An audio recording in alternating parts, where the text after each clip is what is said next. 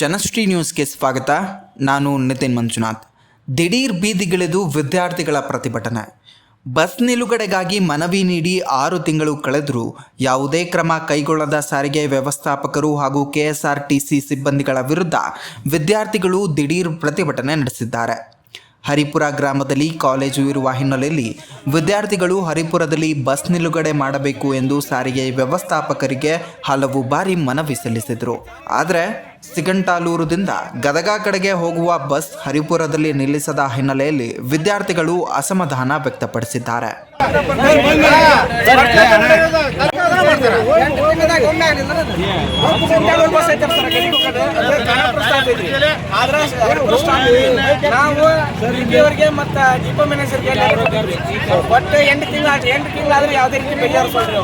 ಈಗ ವಿದ್ಯಾರ್ಥಿಗಳು ಬಸ್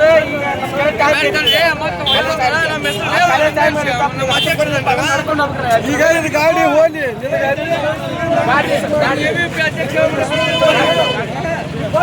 ನಾನು ಮಾತಾಡಿದ್ದಿಲ್ರಿ.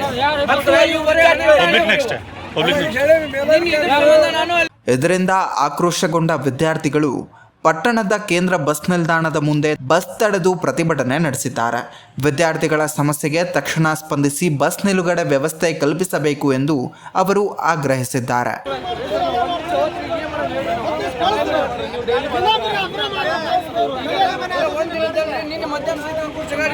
ಇದೇ ರೀತಿಯ ನಿರಂತರ ಅಪ್ಡೇಟ್ಗಳಿಗಾಗಿ ನೋಡ್ತಾ ಇರಿ ಜನಶ್ರೀ ನ್ಯೂಸ್.